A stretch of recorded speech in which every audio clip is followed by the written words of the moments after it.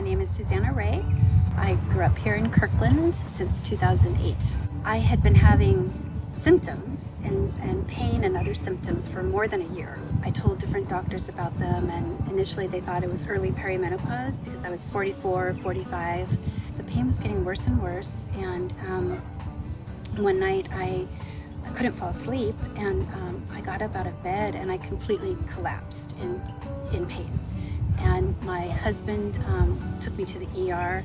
I thought they would just give me some ibuprofen and send me home, but instead they put me on a morphine drip and took it really seriously, thank God.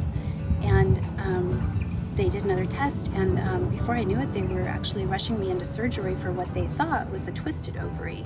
The next thing I knew, I was waking up the next morning, and she came in and she was almost in tears, and she just kept saying over and over, "You need to know that something is really wrong." A week later, I went in for my post-op appointment, and she told me that pathology had come back, that it was cancer. But again, I was just in shock, and I didn't believe them, actually. So 3 weeks later, I went back in for surgery, not knowing what was going to happen. And when I wake up, my sister told me that they had found cancer everywhere, and it was stage 4B. And I remember asking my oncologist, "What are my chances? Am I going to survive this?" And he stopped talking, and he just looked down for what felt like ages and ages. And finally he looked up and he said, "I think we have a chance." I later found out for stage 4 uterine cancer, it's a 10 to 15% chance of survival at 5 years. So I had 6 rounds of chemotherapy in 5 months, lost all my hair. I had really, really bad neuropathy, especially in my feet. So the oncology physical therapist had me walking with a cane to keep me upright. And we live in a 4-story townhouse in the city, and so it was difficult. And it was hard. It was hard.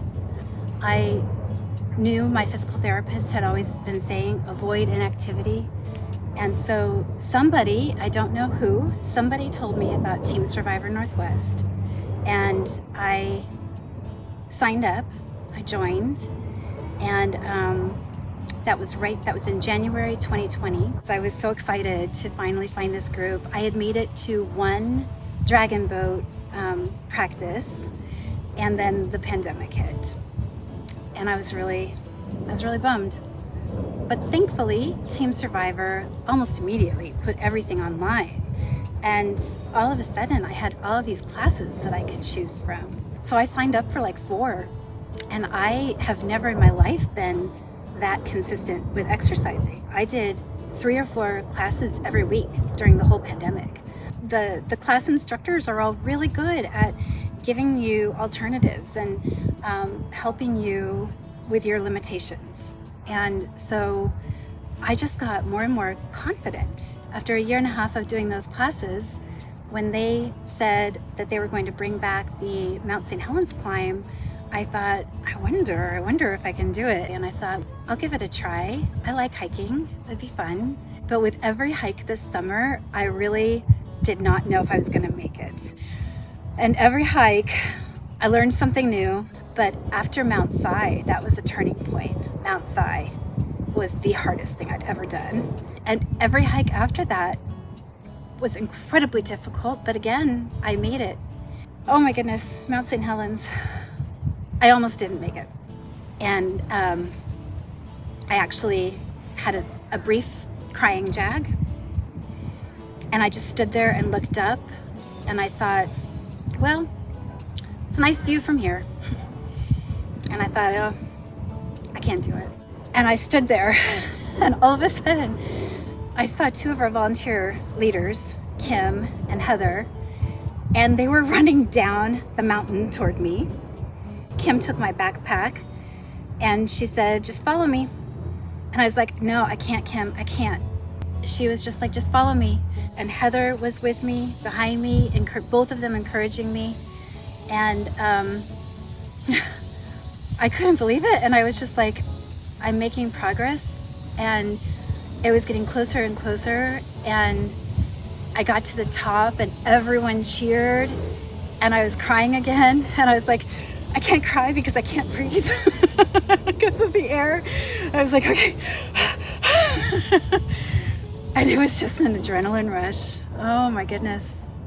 Oh my goodness. I'm a Team Survivor devotee now. When I signed up for the hiking, I really was excited about getting stronger physically. And that did happen for sure. And I was surprised actually at how quickly it happened. But the biggest surprise was the change in my mentality. And I still get goosebumps just thinking about it. You know, after 3 years of being a patient, like legitimately being weak and in pain and needing help with things for 3 full years, and I just had that mentality. I just like had to kind of trust my body and realize, oh my goodness, I'm not a cancer patient anymore. Like, I am a strong woman and I can do things for myself. And it's not that I have my life back, I have a new life, and I'm strong. Team Survivor is for everyone. I always tell everybody now, it's a tiny organization that hasn't had an outsized impact on my life. But then it occurred to me that I wouldn't have made it to the top of Mount Si if it hadn't been for this group of women who were encouraging me and challenging me and helping me and giving me the insight that they all had from mountaineering or from, you know, different experiences that they'd had. I wouldn't have made it without them. So, thank God for Team Survivor and for these women.